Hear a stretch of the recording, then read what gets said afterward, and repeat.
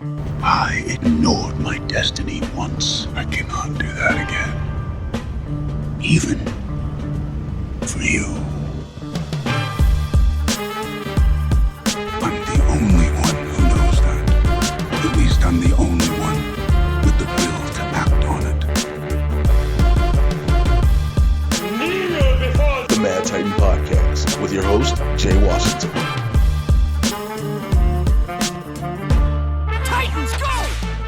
I know we took a week or so off, but we're back. It's season 2, episode 26 of the Mad Titan Podcast with me, your resident supervillain, Mr. Jay Washington. And your boy, B to the C. Yeah, man, it really wasn't a lot to talk about last week. Is there anything to talk about this week? There's stuff. There's stuff. We're in that period of time where we're waiting for Comic-Con now. Everyone's like, oh, let's just shut up till Comic-Con hits. I think that's what it feels like. There's a lot of stuff that's put on hold to be announced. And I think the problem is when you have Marvel Studios with the whole Jonathan Majors shit, still not knowing what's going to happen. It's a lot you can't really say there. And then James Gunn, it would only make sense for DC to reveal who's the actors for this shit at Comic-Con. So, yeah, I think for another month and a half, we're kind of going to be on. We're going to have a few little things, but nothing major. But nonetheless, man, I'm sorry. That's why we've been gone. We were gone for a week. Been busy. But other than that, we're glad to be back. Everything is shaking and moving as normal. What's been up with you, man? Nothing, man. Just been kind of chilling and relaxing. It's been summer's starting to hit here in Texas. So I've got the pool rocking and ready. Spending my Saturdays out by the pool. That's about it. Sounded so bougie saying it though. God. I wish y'all could have seen his face. You know, spending my summers just by the pool. You know, God, that's what I do, man. All I do is go outside and sit by my fucking pool. Dog. I mean, look, my building has a pool that I wouldn't sit by if you paid me to. No, dog. If I was back in an apartment, I couldn't do it again. I don't think I could ever do an apartment again. You know, it's just one of those things. It's like my pool look like it needs to be baptized and exercised and shit like that, and it don't look like it's fucking. Oh, I know I've been to the place you're in now. I have no idea what you just said. Sorry, I just I know I've been to the place that you're living in now, but I don't remember I remember the pool of your old place. It was right outside. There was the right, and I wasn't even getting in that goddamn pool. No. I just want y'all to notice there's a pattern of Jay living in certain apartment buildings. He's not getting in the pool. He's just not. Oh shit, man! Like it took me a while till I realized, the hot tub is not something you want to sit in the gym. Like people like, no, go to the sauna, go to the steam room and sit in the hot tub. I'm like, that's people soup. I'm good. Yeah, no. I'm good on that. But yeah, go ahead. But yeah, no, man. Everything else been same old shit, just chilling, killing. I'm rewatching the entire Flash. And I'm up to Cicada now. Which Cicada? Chris Klein. Wait, because they ended up doing his like daughter becomes him at some point. Yeah, but I'm not there yet. It's still Chris Klein right now. Oh, okay. I'm all the way caught up. When I tell you they did, so it sucks that it had to come to this. They made this final season feel like season 1 again. Yeah. When I tell you, everybody knows Eddie Thawne comes back. Yeah. And the way it happens and the way everything comes to fruition is beautiful. It is very well done. And I think it's so fucked up that we can see this in hindsight now. Like 10 episodes would have been the best shit for this show the whole fucking time. Yeah. Because they could have got none of those filler episodes. Yeah, there's no filler. They could have got straight to it every time. It's interesting rewatching because I don't think I've ever actually rewatched from the beginning of it. And I thought season 1 was great, and then I thought they went downhill after that. Rewatching it, season 2 is great. Zoom was awesome. Yeah, The Thinker was not. was pretty damn badass. Yep. I was just gonna say the Thinker was good. And I'm enjoying the Cicada storyline too. I'm like, man, I thought this stuff started going downhill sooner than this. It's just the problem is there's so many filler episodes. There are. That you get into a story arc, and then here comes a bunch of filler, and so you kind of lose the momentum that they had building that shit up. And so, go ahead. God, I forgot how good the crossovers all were. I just finished Elseworlds. Elseworlds was I forgot how good that was, man. Those crossovers were dope. Yeah. Dude, The Brave and the Bold is still one of the dopest. The very first one they did, The Brave and the Bold, because nobody knew, like, you can't tell me that when they did Brave and Bold, they knew that we was going to end up getting Crisis on Infinite Earths. Exactly. No. I think it had to be successful going down the line. Mm-hmm. You know, and so what we got, man, I loved it. You know what I'm saying? Like I said, this season, bro, I didn't like season 3. I didn't like Savitar. And here's why. I felt Savitar should have been a further along villain. Yeah. It was really good. I liked Savitar, but you're right. He could have been final. Fighting Barry later on. Yeah. Right. Like I but get what it. was cool about that was you hear him like he gets to do that thing where he's like, oh, this is where we came up with so-and-so to beat DeVoe, who they hadn't mentioned at all yet. Or, he drops those little hints. And I'm like, oh, that's cool. Yeah, he dropped hints on almost everybody he was going to fight. Yep. And so, yeah, I mean, I just feel like the battle of yourself should be almost one of the final ones. But, again, with them doing Eddie Thawne, the way this shit came back around, I cannot, because I've only watched like the first couple episodes of season 9, and I watched them before I started rewatching everything, and then I was like, you know what, I'm just gonna rewatch it, and I'll get back to all this. And so I am so excited to get to that final arc with Eddie Thawne. I was supposed to go, and I'll tell you about what I've been up to in a minute. I was supposed to go to see The Flash tonight, and I realized I can't go. So I got tickets to go see it tonight. And it's on a Monday we're recording this, y'all. Yeah. And I was supposed to go, and I was like, all right, cool. I got a show tonight.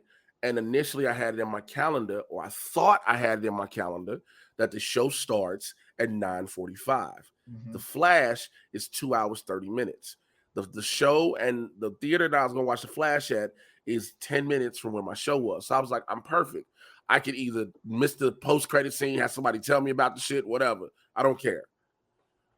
But then I looked up and got tagged in the flyer for the show. And so the show starts at 9. And so I had to be like, God damn it. And so I can't do it. But it's all good. I'm still going to see it.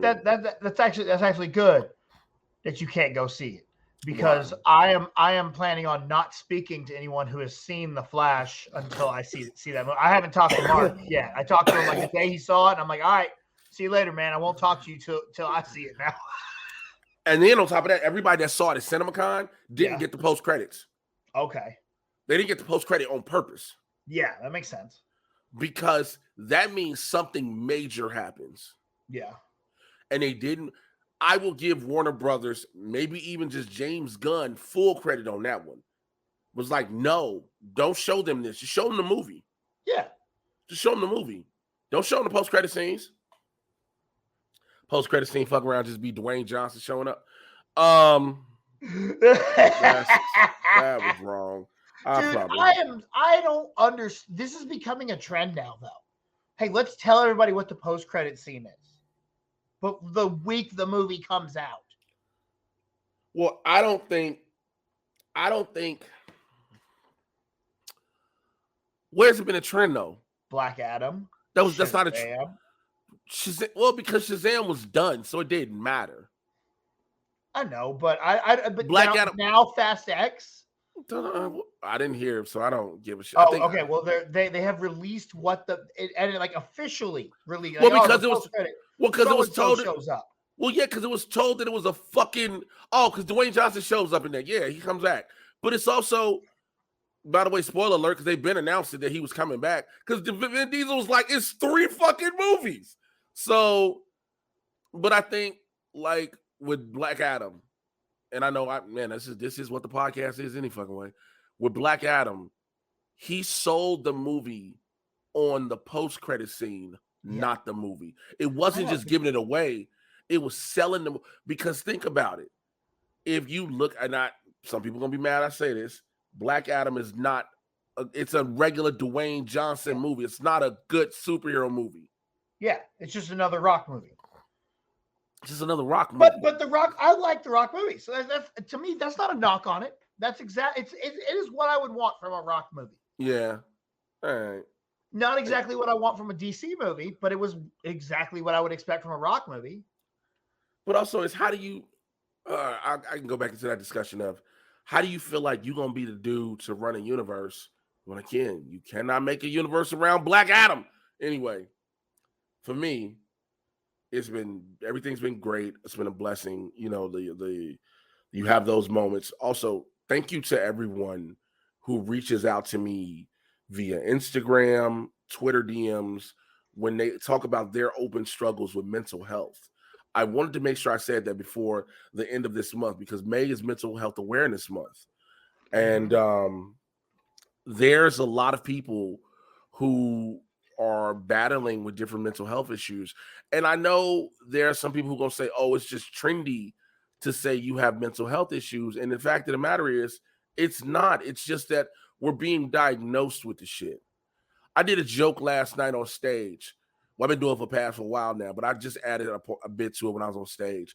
I talk about the cartoons we watched when we grew up. I talk about how growing up on Beavis and Butthead. I say, these motherfuckers with special needs with nothing special about them.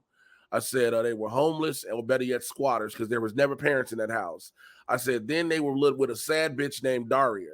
Daria was our introduction to depression and none of us knew it. Am I right or wrong, though? That's right, bro. Daria was our introduction to depression, and none of us knew what it was. We just thought, remember, she was just sad. She was so, like a goth type emo girl, or she was just emo, but she was just sad. Daria was our introduction to depression as kids. We just never had the diagnosis. And we never understood it, yeah. And we never understood it. So depression seemed like something else when we were younger. Now we realize, oh, we were all just a little depressed. Like I said, I think we all just gotta realize that there are people we can talk to. Now, I don't by any means consider myself a mental health professional, so I can never give sound, solid advice as to how to handle certain things. I can tell you certain things to do as from a love perspective per se. But I think things that have worked for you. Yes. But for everybody who's ever reached out to me and told me their stories and told me their battles and how they deal with it and how they hear how I deal with things and how it is inspiring to them, I say thank you. I just know that it can always feel like we have the weight of the world on our shoulders when in all actuality we don't. It's just the truth. We don't. Yeah. We feel like our lives are just tumultuous. Do me a favor. Yeah. Hit mute on your microphone real quick. Mute your microphone. It's muted. No, it's not, because I just heard you. What? You can hear me? Yes. Fuck it, mute your microphone. It's muted.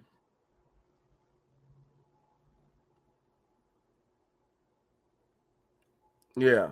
See? Hold on, let me see something. I'll do it. I got it. You muted. Now you muted. Okay, it is your mic. Your mic has like a static in it. And I was making sure I wasn't hearing shit. Hold on, let me find out why that microphone is.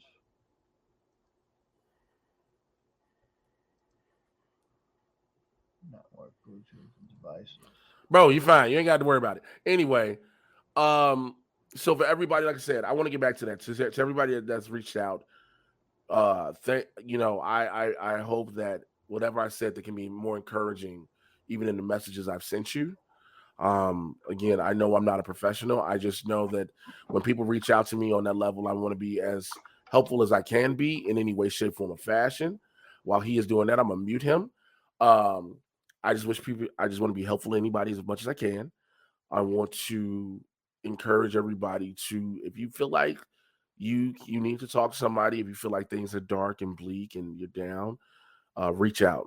I don't want to hear of somebody who, I just heard of a comic who went through a very bad manic bipolar disorder episode, and she's no longer with us.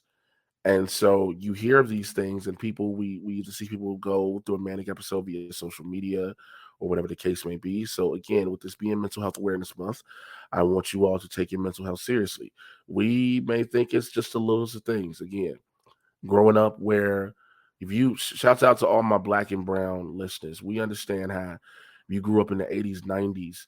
You grew up in that mentality of I'll give you something to be sad about, or you didn't know what anxiety really was. You didn't understand, depression. You didn't understand these different things. Now there are tools to understand them and deal with them. And so I just want everybody to be better and get better with that. All right. You unplugged your mic altogether? I can't hear shit you said. Can you hear me now? Yeah, I can hear you now. All right, there we go. Now you're better. Also, if you're wondering, hey, just on that note, because I was listening to everything you said. Everything well said. I couldn't put any of that better, and I'm with you too. I struggle with the same shit. If you need to reach out to me, again, like Jay said, we ain't no professionals, but we go through shit, and sometimes you just want an ear. Holla at me. That's cool. Sometimes all you want is an ear.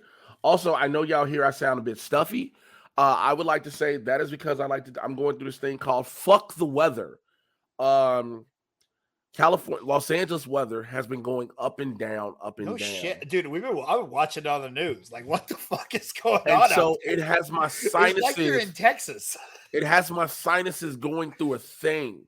1 minute I'm good, and the next minute all of a sudden my sinuses are inflamed. I'm stuffy. I'm like, come the fuck on.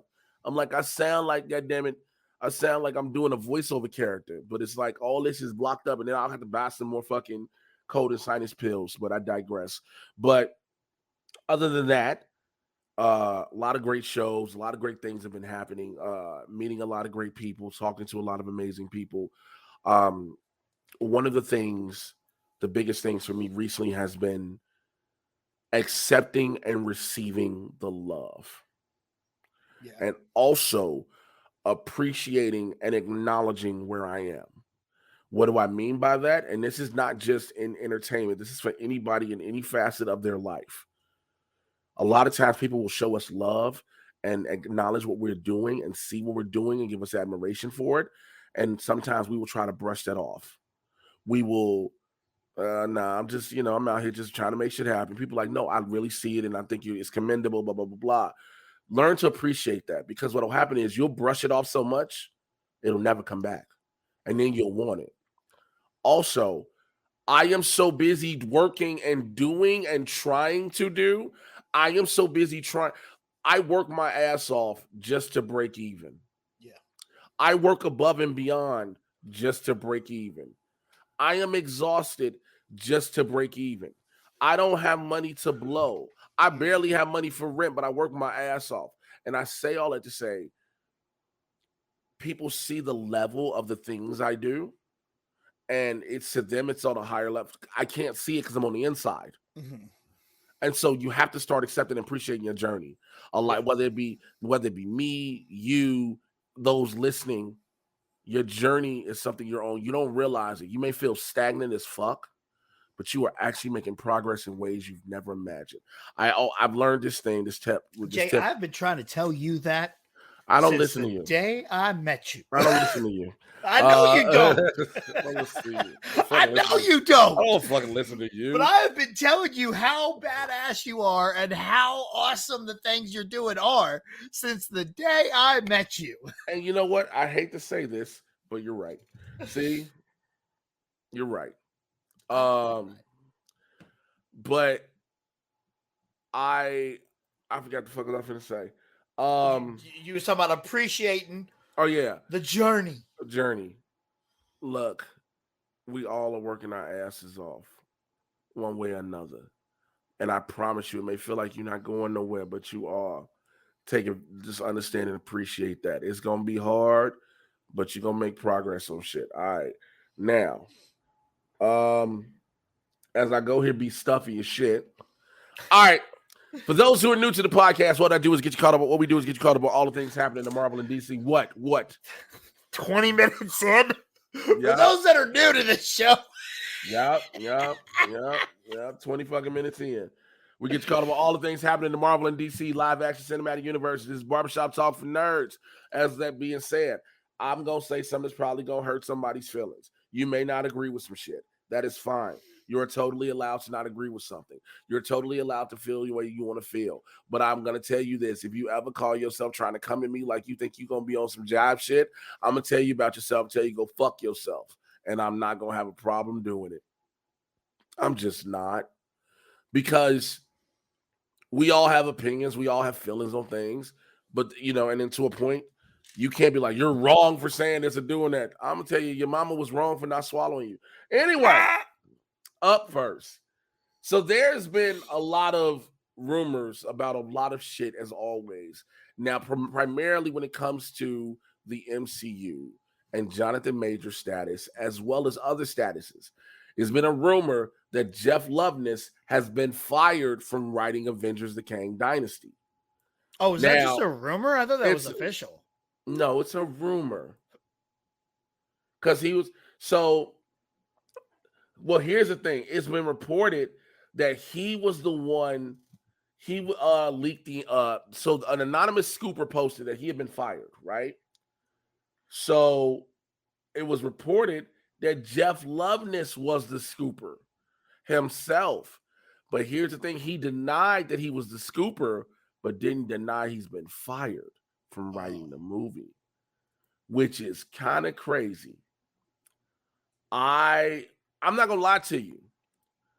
I was excited to know he was writing this. Not after the fact he wrote Quantum Mania, because that's one thing he wrote, but because he was doing the Kang Dynasty, and I know what he does in Rick and Morty with multiverses and multiple and like variants per se. Yeah, I've watched what he's done with the Citadel of Ricks. The Citadel of Ricks and the Council of Kangs are pretty much the same thing. So that for me was exciting. If he's gone, my only hope is that it's somebody who just as well can do it. Right? True. See, I did not like Quantum Mania that much. I thought it was okay. It was okay. But I thought the weakest part about it was the story. So that kind of worried me about him doing Kang Dynasty. Okay. And I'm not a Rick and Morty. I don't watch Rick and Morty. So I don't have that. I don't die by the Rick and Morty sword like other motherfuckers. Yeah. Oh, yeah. People who love that show, oh my God, they love that show. And that's part of the reason I don't watch it. Because when people are so over the top about a show, I'm like, you know what? I'm good. I don't need to see this. So that's what kind of worried me about that. I'm more worried now. Now I'm not so worried because I don't know what's going to happen. We don't know what's going to happen with Jonathan Majors. We don't know what's going to happen with Kang. Everything could shift. Yeah. The whole story could completely change. And we don't know exactly where they could go or what direction. It's all going to depend on what happens with the court cases. And, we had one, and as far as I know, nothing came from that case. Let me say this. Here's the thing. The only thing I think you just said something a lot of people are starting to think. We don't know what's going to happen with the Kang thing going forward. Here's the problem. Well, not the problem. Here's the thing. Nothing is going to change. Kang can still go forward. It just doesn't have to be Majors because this character has variants. Mm-hmm. True. Very true. So, but also at the same time, they could go, you know what? Fuck it. Let's completely pivot. And go to Doom. And go to, instead of Kang Dynasty, the Doom Dynasty or something, they could pivot any way they want, or they could recast, or this all goes away and Jonathan Majors gets to continue to be Kang. You know, we don't know yet. It's kind of a waiting shell game right now. But, you know, is what it is. It is. It's a shell game. But Loveness, like I said, he denied all the scoop. He denied all that being him being a scooper. Yeah. But he said he didn't leak anything, all bogus. But he didn't say he ain't been fired. Yeah. So I just happened to click on the Twitter. And the first thing I saw, apparently Ray Stevenson has passed away. Wow. Yeah. From Punisher Warzone. And the Thor films. And the Thor films. Damn. 58 years old. Damn. The rap is not it's not saying why, but yeah. That's a bummer, man. Very sad to hear, man. Very sad to hear. My thoughts and condolences and prayers. Also, my thoughts and condolences and prayers go out to his close family, friends, and others. Yeah. Also, I would like people to stop. This is one thing I'm glad I get to have this discussion on air on my show because I don't give a fuck. I'll have it. Oh, wow. I need these stupid motherfuckers that every time somebody dies or goes to the hospital, stop being like, they got the jab, didn't they? Motherfuckers die. They got the what? People go, they got the jab, they got the vaccine, didn't they? Oh my God. No, I don't care. Whatever. I guarantee you. Hey Jay, thank you for your patience. Attaching the download link to your Casa Spider-Man attached spread. Okay. Bro. Okay, real quick. I interviewed Haley Steinfeld, Shamik Moore, and Luna Laura Velez for Across Spider-Verse last week, right? So we did virtual interviews. They told me, I was like, yo, how long am I? First, it was like, yo, you're interviewing them. Cool. How long am I getting? Didn't tell me. So then the lady from the press thing calls me that morning, was like, yeah, I want to remind you about your thing. Cool. She's like, you got 6 minutes with them. I was like, a piece? She's like, no, together. I was like, okay, cool. So let me figure out this motherfucking questions I want to ask. When I tell you I got Shamika a question, I got Haley a question, I got Luna a question, and literally in the side of my chat was like, please wrap up. What? I just started. I was like, all right, whatever. I was so done. Anyway, I digress. No, hold up. We ain't gonna go right by that. You ain't gonna put out all that information. You got to interview Haley Steinfeld. Did you slip her my number? No, I did not. You did not. You spoke to my future wife, and you did not give her. You did not make the meeting happen. First of all, I'm gonna say this. Listen, Jay. I thought we was friends, Jay. You know, we go through a lot together, and all that. But you can't even slip my number to Haley Steinfeld, dog. I thought we was cool, man. So you are happy now, and the rest of us, you just like fuck the rest of us. I'm happy. Well, so what had happened was, I will say this. What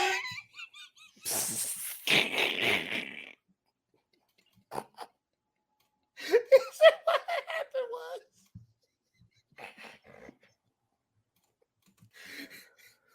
All right. You know what? I'm gonna let this one go. Don't let that happen again, though. Haley Steinfeld is bad to the motherfucker. Really? Is she? Bro, the way I was like, oh my God. Nigga, I was like, I thought, you know how there's some people that dress up? I was like, oh, I didn't know you was this cold. Okay. No, she's just the most adorable, and just everything about her is just darling. Yeah. But again, let's move on to so according to an insider, this is what author Joanna Robinson, she spoke on the Ringer's Big Picture podcast. She said, this is what she said, how plans had changed in the wake of Avengers Endgame. Listen to this. She says, quote, I was told by someone who works for Marvel, it was not the plan to make Kang the center of everything until they saw the dailies from Quantumania and after his performance in Loki. She was like, it was so strong. They were like, this is it. This is our way forward. We've lost our varsity hero team, but let's set up around this guy Kang and this performer that so many people are reacting to.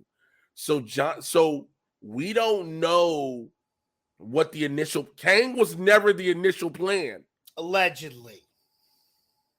If you're watching the dailies from a thing, when you see his performance as He Who Remains, and you're like,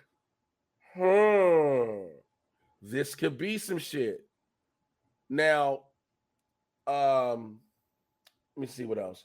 So she went on further to say, when she talked about the controversial, we talked about the Jonathan Majors cases and everything that he's facing. She says, quote, "This has put them in a bind. We do not know what they're gonna do. I've heard conflicting stories about they're gonna replace him. They're not even considering replacing him. So, as of now, because I've heard conflicting stories from a couple of my buddies that work in Marvel Studios as well. Yeah. So, Marvel is literally waiting until these cases play out. And as these cases play out, they will keep shooting shit that they can shoot. Mm-hmm. So, for the time being, let's say this, Jonathan Majors is still Kang.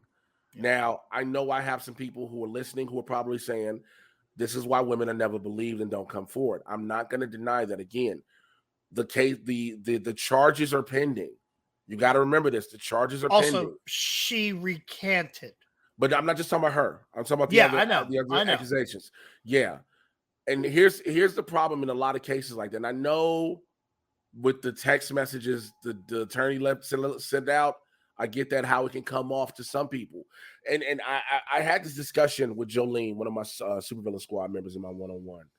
But because we were having this discussion about how people read things and can perceive things instead of what they are. Mm-hmm. And this is not no knock to Jolene or anything, just so because I know she listens a lot all the time. You know, like she was like the text message read like somebody is a victim, but I said sometimes we have people who read them as such, and it may not be the case. Yeah, this is the discussion that we had. And so, in regards to that one, I want to make sure I'm clarified with that one. With the other ones, now it is the other allegations. The crazy shit to me with Majors is how now all of a sudden these directors and shit got something to say. Like how he was a nightmare to work with on set and all this. And I'm like, y'all been holding this in? Or are you just happy to say it now because someone else said something? So you're like, oh, well, I'll just say this now so I can be part of the conversation. That's the thing that worries me is if none of it's true. Because it is weird how silent things are. Like things are. Which is why I always say when there's a legal proceeding, whether it be civil or criminal, we got to let that play out. Mm-hmm. There is again, I always go back to this one statement. There is the court of law and the court of public opinion. Mm-hmm. The fucked up thing with the court of public opinion is you are guilty off jump. Mm-hmm. The court of law is you're innocent until proven guilty. Yeah. And even if you're announced innocent, the court of public opinion is still 50-50. Yep. And then it comes to a situation almost Johnny Depp, Amber Heard-ish, and we were all on Amber Heard's side until the court case. And then you're like, oh, wait a minute. Amber Heard was abusing Johnny. When I'm going to tell you something. I'm going to tell you the best way I looked at the Amber Heard Johnny Depp case. Mm-hmm. And y'all, for those of y'all know me, B, you know me, B, like my brother, you know me. I'm going to just be straight up with y'all. Yeah. I look at this as these are two abusive motherfuckers to each other. Mm-hmm. Yeah. This was an abusive ass relationship to each other. It was a toxic thing. 100%. It was a toxic fucking relationship with each other. And does it make it right on either side? No. But as someone who has seen numerous relationships like that, who've seen them in the past, who see them currently, you get motherfuckers that are just like that. Yep. But you get motherfuckers that are just like that. So going back to the Jonathan Majors shit, because I don't want to go too far on Amber Heard shit because I didn't watch it. I just know when I heard. Well, yeah, but like I'm saying, like I am until the courts give us actual evidence and tell us what happened. I am on this camp of I hope everything's cool with Jonathan Majors. I hope this is wrong. Because I know but I'm not a part of it. I ain't no detective. I ain't on the jury. You know, I'm not a part of it. So I'm not there. I'm not hearing the facts or nothing. I'm just a dude. I'm just a dude. I'm just a dude. Look, and I know again some people like, yeah, that's right, you're a dude. And I don't look. At the end of the day, I said this before and I'll say it again. I've said it with him. I've said it with people with comics I know as well. If they did the illegal shit, take them down for it. I got nothing against that. But, you know, when you can't prove, look, I understand there are a lot of times things have happened in the court of law that would seem like they've been proven, but they haven't been. And then we feel a certain way and we're rightfully feeling that way. You know, I get all that. But I think we got to just let this shit play out at the end of the fucking day. So I do not know what is going to happen. We do not know. So check this out. The Secret Invasion is dropping soon, which it drops on June 21st. I am fucking excited. Oh, no. I did not realize it was that soon. Fuck yes. I'm dying. There is nothing on right now. So, we got this first look of it. And so the show's director and producer have teased the ways that, so this is from director Ali Salim and producer Jonathan Schwartz. They've confirmed that there are a lot of similarities between Secret Invasion and arguably one of my favorite MCU movies ever, Captain America: The Winter Soldier. Yeah, buddy. This is what Salim told Total Film. He says, the first conversation I had with Marvel were, nobody flies in the air in the show. And he said, I realized, yeah, they're doing something very different, and that's exciting. Schwartz then said, the Winter Soldiers certainly gave us a lot of confidence that we could tell a story in that space that felt more like a paranoid thriller. Secret Invasion takes that a step further, and you really get to dig into Nick Fury. It becomes more character focused in a way that I love. When I tell you, hearing that nobody flies, this shit is on the ground. This shit is what it is. Remember Winter Soldier? That's what we're looking for. Yeah. I'm here. Bro, I'm here for it 100%, bro. I'm here for it. Like the new posters they dropped made you be like, yo, is there anybody you can really trust? Because you don't know who are Skrulls. Yeah. You don't know who's a Skrull and who's who. And so, because again, the Skrulls have been, as of now, in MCU time that we know of, the Skrulls have been on Earth since the 90s. Mm-hmm. Captain Marvel. Yeah. But I'm pretty sure we're going to find out these motherfuckers have been here way longer. Oh. Way longer. It would not surprise me if, again, the Skrulls, when we're trying to find more Infinity Stones. Okay. I can buy that. Because remember, the Time Stone has always been here. Mm-hmm. It was in the Sanctum Sanctorum. It's always been in the Agamotto. And the Tesseract has been on Earth since. The Tesseract has been on Earth since Captain America. Yeah. The first Avenger. And before that, it's been they found it on Earth. So it was it was on Earth well before that. So this gets me pumped up. Now, here's something that again, rumors, and Jeff Snyder, shouts out to the homie Jeff Snyder. He said something. Now, I heard about this, and I think I told y'all about this. Jeff's been dropping shit lately, man. Yes, that man's been on a mission. Because Jeff catches hell at one point, and he's like, "Oh, I'm gonna show y'all who I am." And I don't blame him. I don't blame him. So remember how we were even talking here on the podcast that Echo might have been in trouble. Yeah, remember a while ago. So because it was already, people were like, "Why does she need her own show?" We were already like, there was no need for her own show when Daredevil Born Again was happening. True.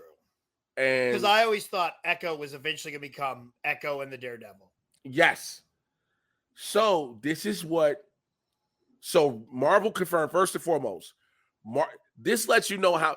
So Marvel confirmed this, which is crazy. You getting all the Echo at once. Mm-hmm. It's dropping November 29th. They're dropping the whole thing. But really?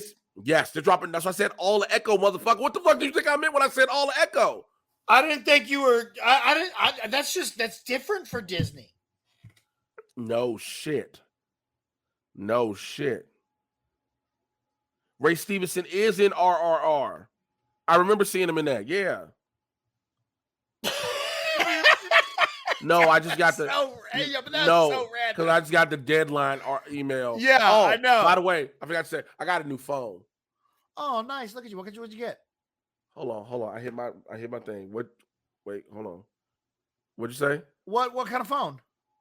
So I had a Galaxy Note 10 at first. Okay. And I've been going through a bunch of bullshit trying to get my fucking replacement phone. Mm-hmm. So finally, after 2.5 months, I got a phone. They gave me a Note 10 Plus. That's bro. Nice. This motherfucker is an upgrade because really I can put an expandable SD card in here for more memory. Oh, my phone already got 256 gigs. I can put it in for more memory. The cameras are better. My phone is so much bigger in my hand. But let me go back to finish what I'm saying. Back to Snot. Y'all like, yo, these motherfuckers are all over the place. I know. Ray Stevens was in RRR. Out of nowhere. RKO. Out of nowhere. So this is what Snyder said. I heard the show was kind of plagued by issues throughout production. I heard that it was a mess, that the show came in so bad they had to basically reshoot the entire thing. I'm told that they originally shot 8 episodes and Kevin Feige thought it was unreleasable. So they thought of cutting it down to 4 episodes or 6 in post, but they ended up reshooting it. So my source did not know exactly how many episodes they wound up with. But yeah, apparently it needed a top-down rejiggering and that Kevin was not happy with it. With all the delays that Echo had, this adds up. Yeah, Echo had a lot of delays. It had a lot of delays. It adds up. Honestly, I didn't know they had filmed anything though. Oh, I knew they had been filmed. I had no idea. I thought everything kept getting pushed. I thought that's how many delays there were that they still hadn't filmed it. No, they was like, no, reshoot this shit. So again, you have all this information coming out about that. I'm just, I'm glad to see us moving forward. I really am gonna need them to explain why she needed a show. I get who she was a part of Hawkeye. Fine. She was the conduit to giving us the Kingpin again. Yeah. I'm fine with that. But it did not warrant her needing her own show. And so I say this on this podcast all the time, and Feige we trust. So Facts. I'm gonna let them show me better than I can be told. I am one of the people that I don't care what show you give me. You give it to me, I'm gonna watch it. I'm hyped for it. I'm ready. I liked She-Hulk. I know a lot of people didn't like She-Hulk. I had fun with it. Was it the best thing they've ever done? No, of course not. But I have fun watching it. Whatever you give me, I'm gonna watch. Let me tell you something. I love She-Hulk because A, I'm a 90s baby. I knew Ally McBeal. B, I knew what this show was going to be. It was a sitcom. Yeah. With superheroes. Also, I knew that she was going to break the fourth wall, and they were going to, because of how the writers are, they're smart enough, they're going to address all the bullshit. Which, by the way, the showrunner from She-Hulk, guess what show she came from? What?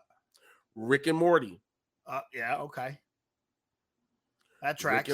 Rick and Morty. So, but again, Echo. So this is supposedly what it is. Oh, it's the origin story. Huh? What, Echo is? Yeah. The origin story of Echo revisits Maya Lopez, whose ruthless behavior in New York City catches up with her in her hometown. She must face her past, reconnect with her Native American roots, and embrace the meaning of family and community if she ever hopes to move forward. Okay. That'll be out. Sure. Okay. So Daredevil Born Again has added Bosch star Clark Johnson. He's set to recur in he's set to recur in and direct 2 episodes of Born Again for Marvel Studios. Now, what he's doing is being kept under wraps. They believe he's been cast as someone named Cherry. And as far as is being told, there's no one from the Man Without Fear's corner. So it may be a code to throw off the scent. They don't want nobody to know who he is. The only Cherry that can be found is in a Hawkeye run. And so that's not it. But here's some dope news that's been coming up. There's been updates that Moon Knight star May Callumways, her future, she's about to be a part of something major. They finna have big, you know, the girl who became the Scarlet, what was it called? What was her character? The Scarlet Buck. I can't remember. I hate that I'm being bad. Let me go. And Moon Knight. Scarlet, the girl that helps him at the end. Yes. Okay, I don't remember her name neither, but yeah, she had the gold. Yes. Yeah, she was a bad. I liked her. They say they have big plans for her moving forward. She was one of the best parts of Moon Knight. Yes, she was. Yes, she fucking was. Also, I still just want to F. Murray Abraham to tell Mark Spector to stop being a bitch. That's all I needed to make that whole thing happen. Fucking facts. 1 second. The Scarlet Scarab. That's what it was. The Scarab. Okay. I did not know that was her name. Yeah, I knew it was a Scarlet Scarab. I couldn't remember what the Scarlet part was. Excuse me. So there's no news on Moon Knight season 2 yet, but apparently her new superhero is one we'll see in action soon again. So she's supposed to be moving around as well. Okay. I'm fine with it. She was dope. Yeah. She was dope. She's dope as the avatar for is she she's not. Don't even try to ask me. I don't know those Egyptian gods. She is the avatar for Tarawet.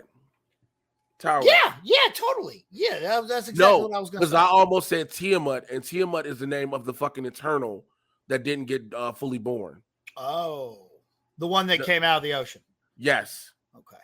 Which, by the way, shouts out to my homie MT who brought a good point up on Twitter, bringing up Tiamat. People keep thinking that Tiamat is just there and ain't nobody done nothing about it.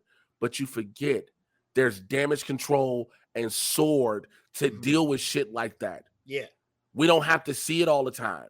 Yeah. There's damage control and sword to make sure people don't know. Yeah, you're going to have the quote unquote conspiracy theorists who be like, there's a fucking body in the ocean. And people just think them crazy. Yeah, exactly. But damage control and sword handles that. Damage control out here. The earth ain't flat. What y'all talking about? There ain't nobody there.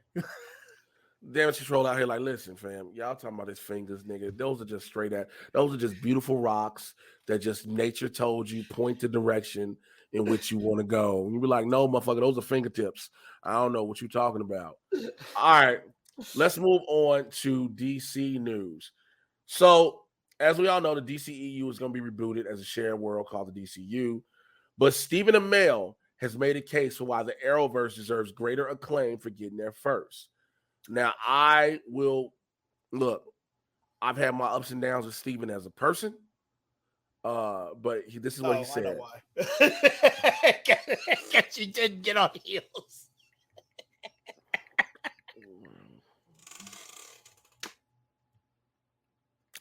You real chuckled up over there, ain't you? I'm sorry. It's just funny that you put it that way. Mm-hmm. Oh, Jesus. Go on. Mm. So ups and downs with Stephen Amell as a person, but so this is what he said. He said, quote, this was right after the first season of Arrow.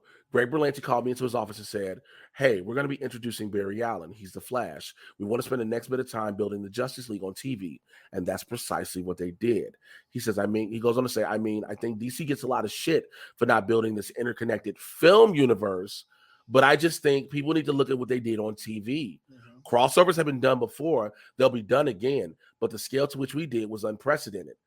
He is not wrong. No, we were just talking about it earlier. We were just talking. How incredible those were. He is not wrong. Look, the Arrowverse deserves way more. I don't give a fuck because it was on the CW. Yeah. The Arrowverse deserves way more motherfucking credit than it gets. Yes. It was pretty people kissing. That's what it's on the CW, so that's what you're going to get. But at the same time, they did something that I hadn't really seen done. They took multiple shows and weaved them in and out of each other. All right? Things that we now see, like the Chicago shows, the Law and Order shows have started doing. But you know what? It was the Arrowverse that was able to do it perfectly first. You are absolutely right. The Arrowverse did some dope shit with that. And so I think it deserves credit. Speaking of the new universe and the man who is helming the new universe, James Gunn, he has taken to Twitter to state. Of course, why would he not? Already not. To states that he plans to quote unquote slow down on calling out baseless rumors while also sharing an update on Superman Legacy. So this is what he said. I'm getting barraged with bullshit DC rumors this morning. But then he said, I'll just reiterate the general rule to not believe anything unless it comes from me or Peter. But unless it's especially egregious, I'm going to slow down on calling shit out. Sorry, I know it's one of my favorite traditions. That's what he went in to say. He said there's 3 reasons for this. Number 1, some people are making up lies to get attention from me or to get clicks. And I don't want to encourage that. 2, I've read hundreds of rumors this morning. One of them is half true. So I don't want to be using a way for people to throw nonsense at a wall until something sticks. 3, I'm storyboarding Superman Legacy and don't have time. Have a great day. So James Gunn seems like a fun person. Yeah, so he's completed. So the word is he completed and handed in his first draft of Superman Legacy before the strike. The day before the strike. And somebody asked him, was he storyboarding the first draft? He responded, it's far from the first draft. So he was also asked if the ongoing strike has impacted his work on the script, but he has yet to address it. Mm-hmm. So here's a reason why this is a key thing so people get a little behind the curtain. James Gunn is in the DGA, the PGA, and the WGA. That is the Directors Guild, Producers Guild, and Writers Guild. And he is a paid writer. He is being paid to write the script of his movie, right? He's as a member of the WGA, he cannot do rewrites. No. That is where this gets really difficult because he's the director. He can't just change it on set. Nope, gotta be what is on the script. It's the same thing, kind of like I heard something with Deadpool, how Ryan Reynolds is not allowed to ad-lib anything. Because it has to, if he ad-libs, it goes in the script, and that's a rewrite. Yeah. So it's the same kind of situation there, that even though James Gunn is the director and might go, oh, this will work better, he's also the writer, so he can't actually change it. Right. He can't actually change it. So that's gonna have him at that point. He got to stay with what he got. We have to film this script. We cannot change this script. So you're probably wondering, people listening, how is he storyboarding not a first draft? He's the director. He has the beats already down. Yeah. So he can storyboard what he thinks, what he's doing, what he wants to do. Yeah. If after the strike, if the studio has any changes they would like, he can take them into consideration and go from there. But storyboarding is a whole different thing. So also when we go on strike next month, just so y'all know, this shit won't go into production. And once we go on the strike, a lot of shit got to stop shooting. Yeah. Are reality stars in the Nope. No? So they don't get into the actors union. They can if they do SAG projects. Okay. But reality shows are not. They are all non-union. Okay. Reality shows are all non-union. Yes. But you have writers. I guess that makes sense though, because you're getting people that are new and they wouldn't be a part of the union. Also, you can have writers on a non-union show, but they're not called writers, they're segment producers. Yeah. So, because all reality TV isn't just in the moment, it's written out of how you want things to happen. Yeah. And those are segment reality, producers. quote unquote. Yeah. So non-union shit will be able to still go on. Union shit won't.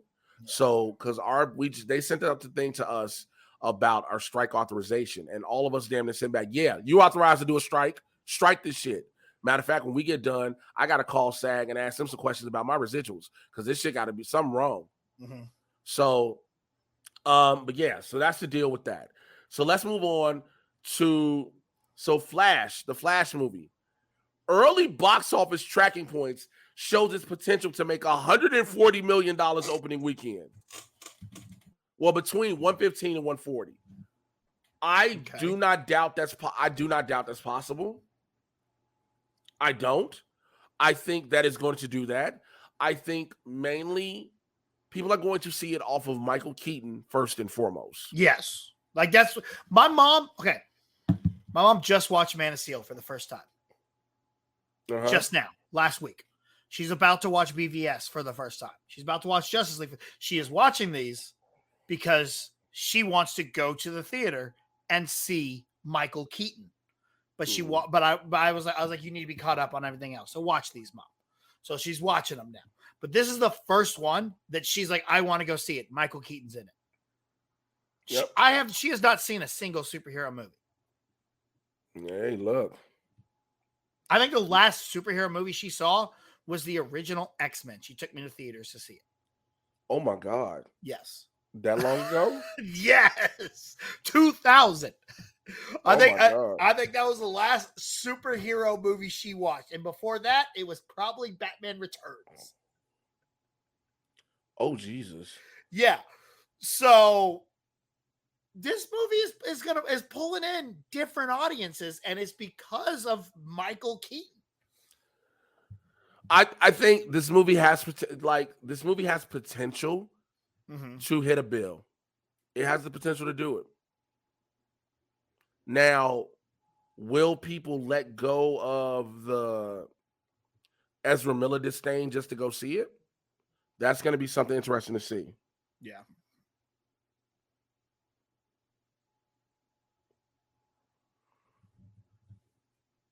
So, like, we'll see what happens with that. But yeah, so Grant Gustin, speaking of Flash and Arrowverse, he addresses the Arrowverse conclusion and his decision to leave the DC series. So this is what he said. He said, it felt just like time.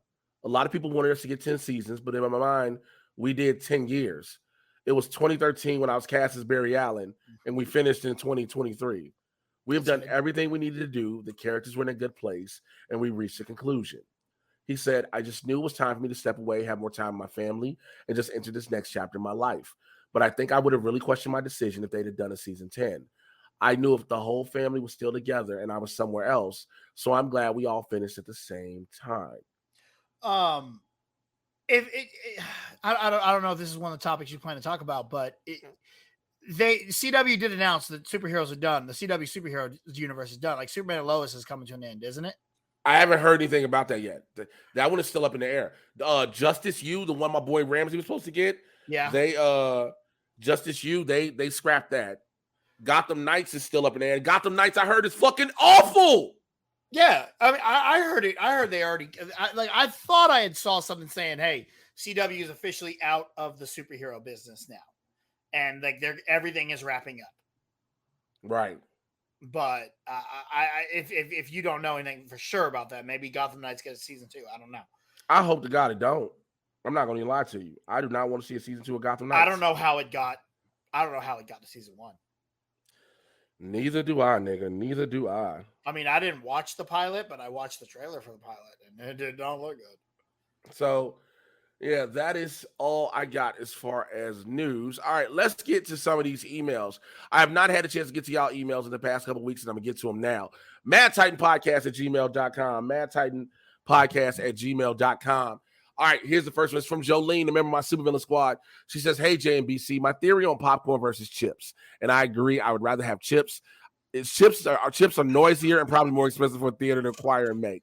Popcorn is super easy to buy, make and sell, and makes less noise when eaten. Anyway, have you watched any of the recent DC animated films? The Legion of Superhero movie was great, and I would love to hear your thoughts.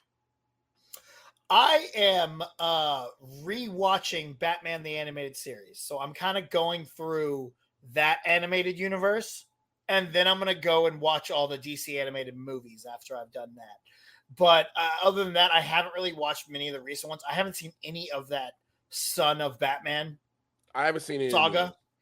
And I feel terrible about it because one of my good friends was one of the producers on it, so I should really watch his stuff, but I haven't.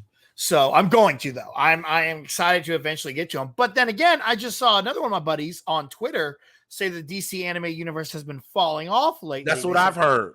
That's what I've heard. Which I found weird because everyone always praises the DC animated stuff. But so you haven't watched any of it either. No, I have not. I have not watched it at all. I've not watched the new one. I haven't had time.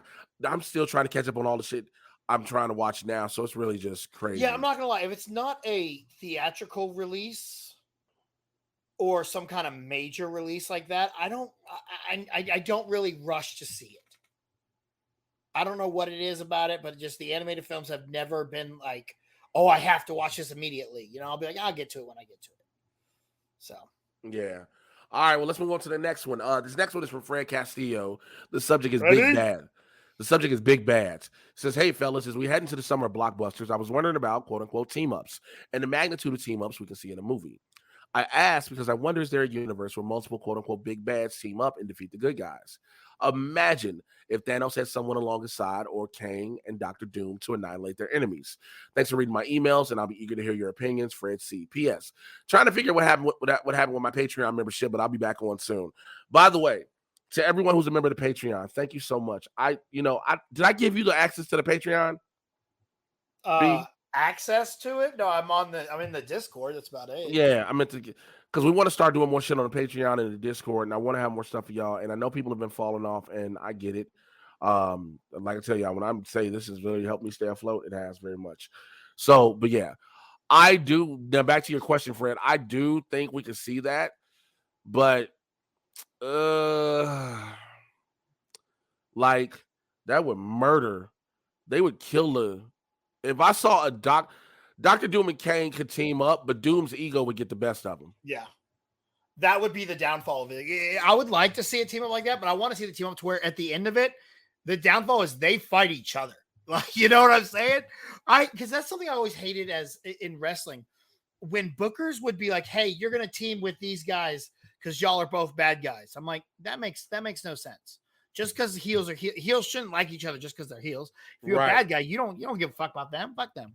I'm the guy. He's not the guy. I'm the bad guy. Yeah. That was a horrible fucking Billie Eilish. What you talking about, man? You was right on point, dog. You have a beautiful singing voice.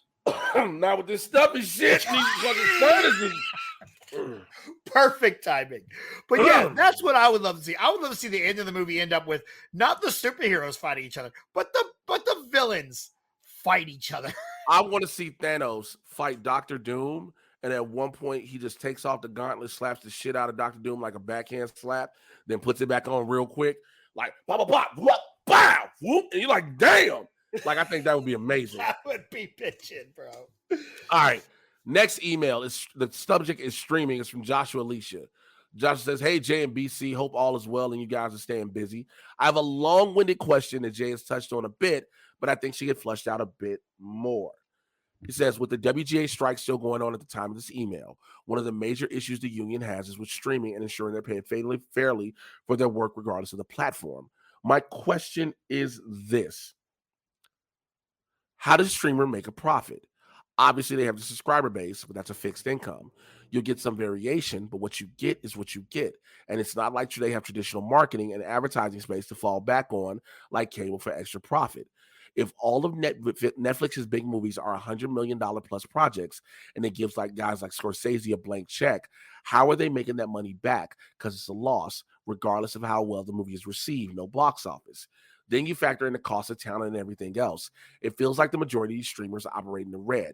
The fact that big guys like WB and Disney are starting to converge their platforms, Max and Disney Plus absorbing Hulu, signals that they put the cart before the horse and now need the course correct. Thank you for your input as always. Best, Joshua Alicia. I'm not gonna lie to you. I've had that same question since day one. Once HBO Max was like, yo, we're gonna put all of our movies on HBO Max. I'm like, I don't know how you're gonna make money, but I'm gonna sign up for it because I'm thankful for that. So I have no idea how any of that works. So here's how these movies work. This is how these movies make money. Your subscriber base is one thing. Yes, it's absolutely a fixed income. But when you look at the subscriber base, on average, Netflix, Disney, they make at minimum $1 billion a month. A month. Okay? Can you hear me?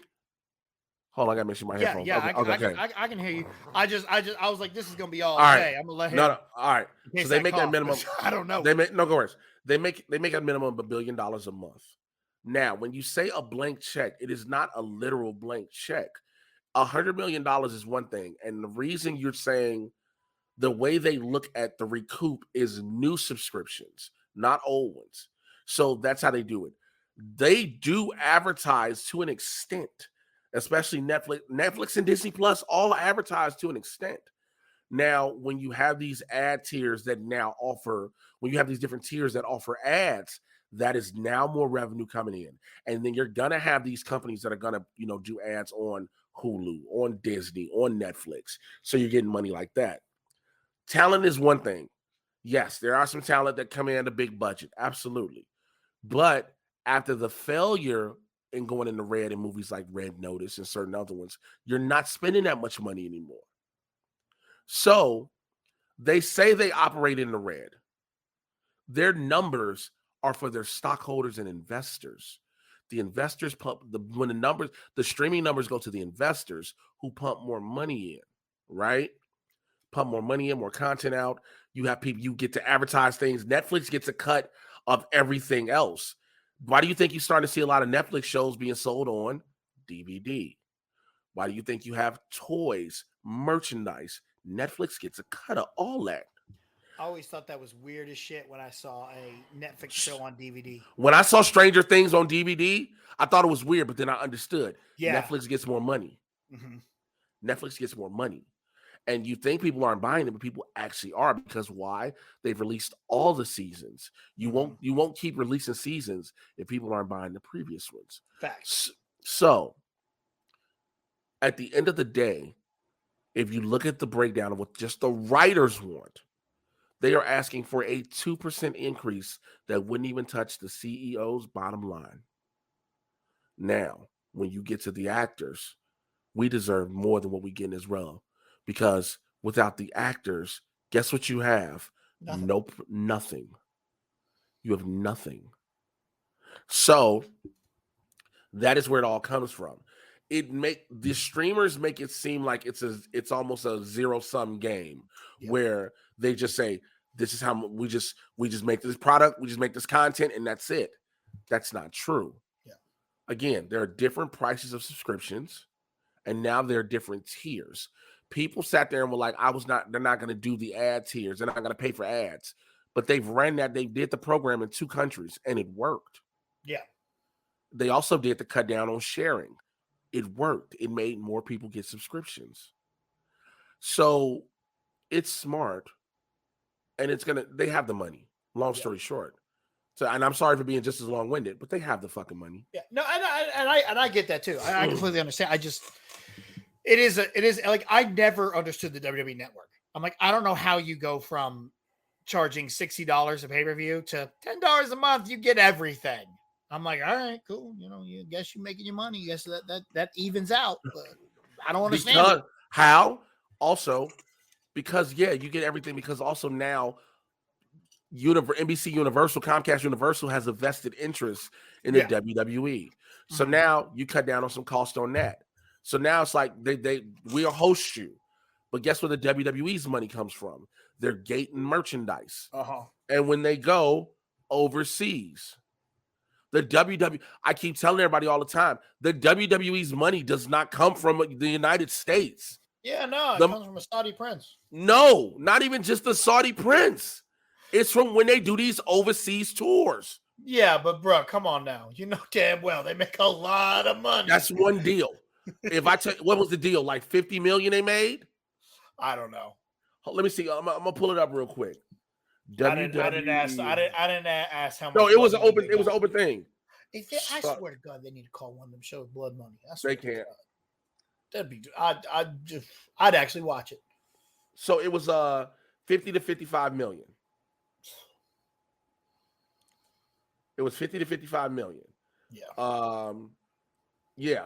They were making what? Whoa! I'm sorry. Mm-hmm. What's that? So this says the WWE makes 50 million per event. Yeah. Yeah. I'm sorry. What? Yeah. Yeah, bro. I told you. I didn't know it was per event. Yeah, I told you. I was always under the impression No. that No.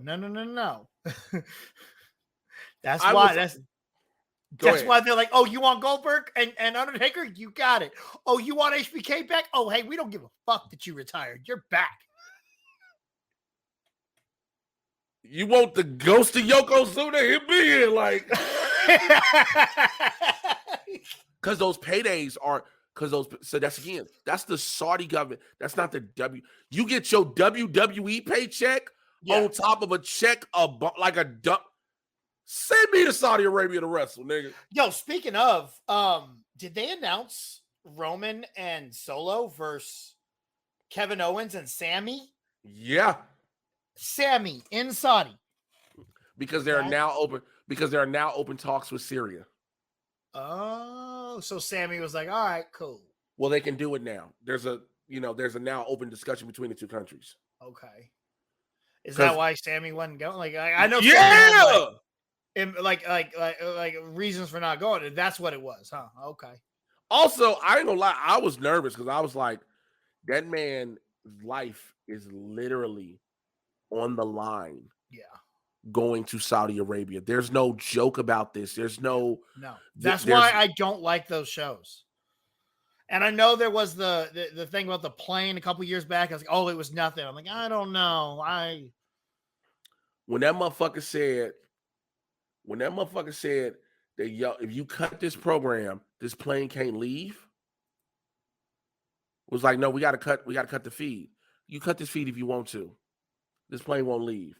Yeah. What? Yeah. And it was just like you hear about that, and it's just really wild. Don't get me wrong, the kids who when you look at it, the kids love it. Yeah. No matter, it's great for the fans and the people of Saudi Arabia. That's awesome. I just don't like that the Saudi prince gets to book the shows. I mean, he doesn't get to fully book it. He kind of book it. He doesn't. HBK, like, come on. No, he gets a match. Yeah. He gets a match or two. He doesn't get to fully book the show. Yeah, true. Bro, if he fully booked the show, this would be it's a house show, a glorified house show.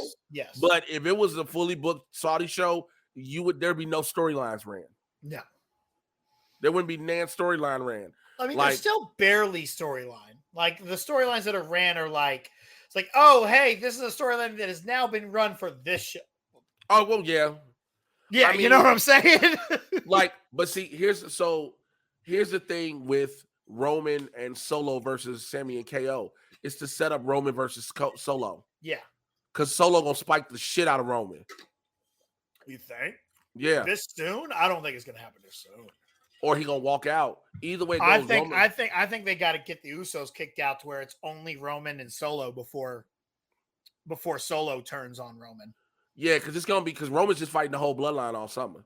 Yeah, all summer he's just doing the blood. He just so y'all know, wrestling fans, he doing the blood. He was like, I don't want to do nobody else but my cousins, which I don't blame him. Yeah, me neither. Make my life a whole lot easier. So yeah, but again, going back to what we were just saying about the whole thing, the money is there. The streamers could honestly give up the money. It is a bunch of rich dudes acting like people don't deserve shit. And again, without writers, you don't have a show. Yeah. And you can't say, well, what about AI? AI does not do anything but regurgitate what's already out there. Yeah. It literally regurgitates. And I saw a stupid ass meme that said, oh, people say we need the writers, and how do we get this? And pulled up Morbius. That's one movie. That's one movie over millions and millions of movies and TV shows. Your classics don't exist without writers. Facts. I understand there are movies that are money grabs. Absolutely. Also, only a computer cannot emulate human emotion. That is why when you have certain scenes, again, a computer, a AI program would have never given you the line. What was that hold on, let me pull it up because I want to make sure I say it perfectly.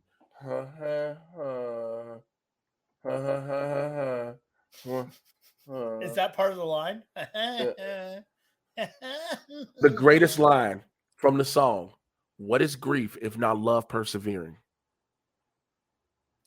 To have that be pulled into WandaVision and break everybody down. Yeah. A computer wouldn't have thought about doing that. No. A computer would have never done that. But a human was like, for have Vision to give his love to Wanda and say, to literally tell about his love and console Wanda after she's trying to just adapt with everything. So yeah, that's that. All right.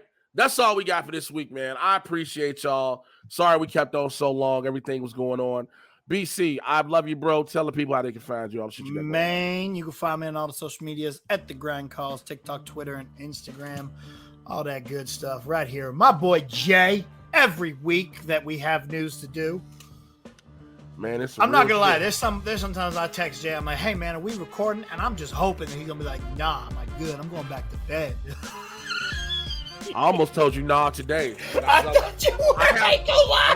I have my hoodie on, and you can't. I have my workout clothes on. Yeah. I got dressed to go to the gym, and then you text me, and I was like, "Fuck, give me a minute." That's what I was. Oh man. So we was because I was waiting. I was like, he's gonna say no. I said, there's no news. Say no. But I ain't gonna lie to you. We got a good episode. I ain't gonna lie. Episode. For me, y'all already know. Instagram, TikTok, Mr. J Washington. Please follow me if you have not done so. Instagram, TikTok. Check out the Black Boy Content Club podcast.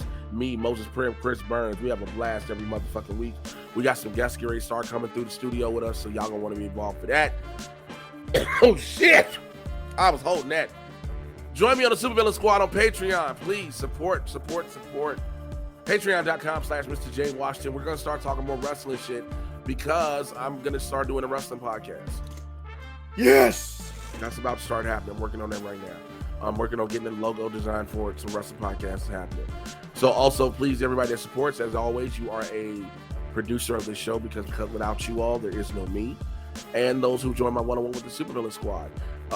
That level for those, we every month, I think I got a few slots open. We sit down and talk for whatever it is you want to talk about. Every month is different. Everybody is different. Every conversation is unique and interesting. And I'm telling you, they're a lot of fucking fun. With that being said, shouts out to all the members of the squad. Alberto Rios, thank you for being at the 101 level. Bobby McMillan, thank you for being at the 101 level. Bobby, if you're listening to this, schedule your 101. The link I send, every time I send a link, basically, I just re-update the dates. So when you see the link, if you just like, oh, you might have passed this month, hit the link, do your date. Rock Severson, Chauncey Wilson, thank you for being. Cheryl Corman, thank you. Chris Sleep, thank you for being at the 101 level.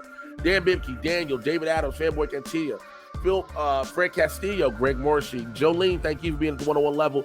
Justice Square, Carla Vasquez, Kevin Williams, Kirsty Oliveria, Luke Shergers, thank you. Marcus Burton. Luke, you go ahead and hit your email as well. Hit that link. Marcus Burton and Patrick Harden, thank you all for being at the 101 level with me. I appreciate y'all so fucking much.